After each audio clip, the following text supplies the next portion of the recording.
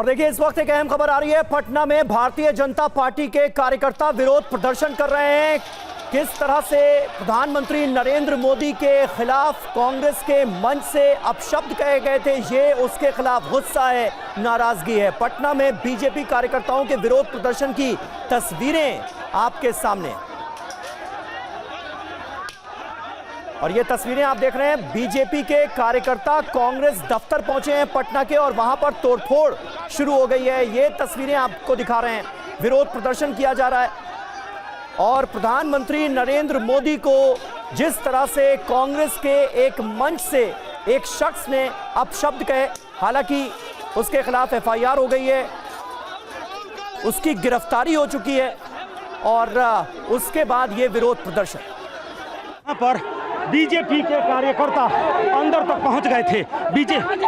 BJP के कार्यकर्ता अंदर तक, बीजेपी के कार्यकर्ता देखिए किस तरह से, देखिए अब पुलिस वालों से झड़प हो रही है। यहाँ पर एक तरफ कांग्रेस के कार्यकर्ता, बीजेपी के कार्यकर्ता, तो दूसरी तरफ यहाँ देखिए, ये देख लीजिए गुंडों का कांग्रेस के कार्यकर्ता को मारा गया, देख लीजिए आप लोग। यहाँ देखिए किस तरह से, बर्दाश्त नहीं कर सकते हैं, जो गाली देना बंद करो। कांग्रेस वाले लोग जिस तरह से अपमानित करने का काम, देखिए यहाँ पर पिस्टल भी निकल गया है। ये देखिए हाथ में पुलिस वालों ने पिस्टल निकाल लिया है हाथ में। देखिए प्रशासन को यहाँ पर पिस्टल निकालना पड़ा है ये कंट्रोल करने के लिए, लेकिन बीजेपी के कार्यकर्ता यहाँ पर कंट्रोल नहीं हो रहे हैं। इस तरह से प्रशासन की लाख कोशिशों के बावजूद गाड़ियों के सूसे फूटे, जो झंडे में जो डंडा था वो चले, ईंट चला, रोड़ा चला, पत्थर चला, और दोनों तरफ से खून खून। यहाँ पर ये बिहार का चुनावी महासमर है, चुनावी संग्राम है, महासंग्राम है, बिहार का कुरुक्षेत्र है, और बिहार के कुरुक्षेत्र में महाभारत मचा हुआ है। यही महाभारत जो चुनाव के पहले, अभी चुनाव में कुछ देर शेष है, चुनाव की घोषणा नहीं हुई है, लेकिन चुनाव की घोषणा के पहले आप देखिए ये महाभारत मचा है, महाभारत यहाँ पे मचा हुआ है। भारतीय जनता पार्टी के कार्यकर्ता सदाकत आश्रम, जो कांग्रेस का प्रदेश मुख्यालय है, वहां पर पहुंच गए। रोड़े चले, ईंट चले, पत्थर चले, लाठी डंडे चले। पुलिस वालों ने ये भीड़ को नियंत्रण करने की कोशिश की, लेकिन नाकाम। भारतीय जनता पार्टी के सर्वोच्च नेता प्रधानमंत्री नरेंद्र मोदी के खिलाफ अभद्र टिप्पणी की गई, और उस टिप्पणी के बाद से भारतीय जनता पार्टी में आक्रोश, और वो आक्रोश व्यक्त हो रहा है कांग्रेस मुख्यालय सदाकत आश्रम के ऊपर। गेट, जो सदाकत आश्रम का जो मुख्य प्रवेश द्वार था, वो पूरी तरह से ध्वस्त हो गया, टूट गया। तो जो बीजेपी के कार्यकर्ता हैं वो पहुंच गए थे अंदर तक, अंदर यानी कि कांग्रेस का जो दफ्तर है, गेट तोड़ करके और अंदर तक पहुंच गए थे।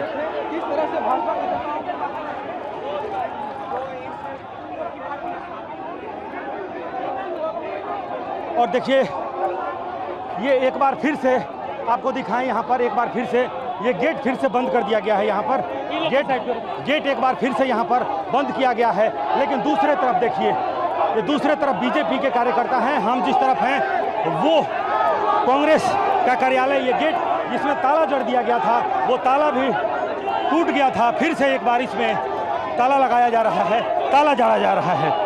बिहार में अभी इस बार चुनाव होना है, लेकिन चुनाव की घोषणा के पहले ही यहाँ पर कुरुक्षेत्र बन गया है, महाभारत मचा हुआ है। यहाँ देखिए भैया, आज भारत माँ के लाल नरेंद्र मोदी जी की माता जी को नहीं, पूरे भारत के माँ बहनों को गाली दिया गया है। किसी भी भारत माता के लाल को, माँ को गाली दिया जाएगा, छोड़ेंगे नहीं, बख्शेंगे नहीं। भारत माता की जय। एक बार फिर से यह गेट देखिए तोड़ने की कोशिश हो रही है। गेट का ताला एक बार टूट चुका था, और जो बीजेपी के कार्यकर्ता हैं वो अंदर तक पहुंच गए थे। एक बार फिर से यहाँ पर यही संघर्ष की स्थिति है। पुलिस वालों ने रिवॉल्वर निकाला, पुलिस वालों ने अपनी सुरक्षा में हेलमेट पहना, पुलिस वालों ने पिस्टल निकाली। बावजूद इसके जो बीजेपी के कार्यकर्ता हैं वो यहाँ पर हटने को, रुकने को तैयार नहीं हैं। अंदर कांग्रेस के कार्यकर्ता थे, कांग्रेस के कार्यकर्ताओं ने भी बचाव करने की कोशिश की, दूसरे तरफ से रिटेलिएशन भी हुआ, लेकिन बीजेपी के जो कार्यकर्ता हैं इतनी बड़ी संख्या में नहीं चलेगी, गुंडागर्दी नहीं चलेगी, गली गली में शोर। नीतीश कुमार की शासन में भाजपा की शासन में चलेगी और ये प्लान है हमारे उंगलियों का। भारतीय जनता पार्टी के लोग इकट्ठा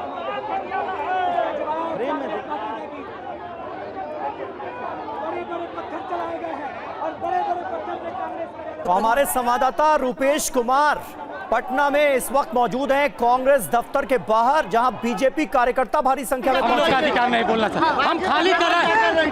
आप ठंडा लिए हुए थे, देखिए अब देखिए नाम को दिया प्रवीण कुमार, ठंडा लिए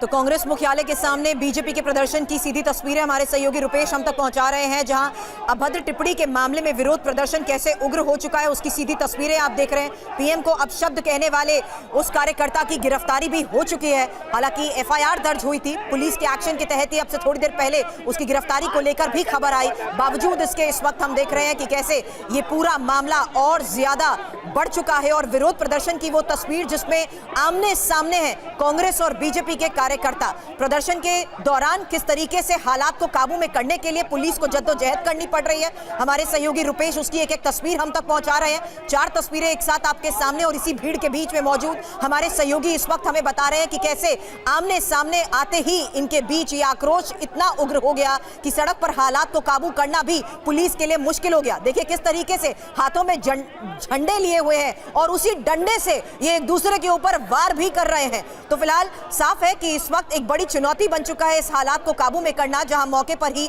हम देख रहे हैं पुलिस भी नजर आ रही है, लेकिन एक दूसरे पर हो रहा लगातार पथराव और डंडे से ये वार इस वक्त साफ नजर आ रहा है समीर कि कैसे ये मामला और ज्यादा बढ़ चुका है, उग्र हो चुका है।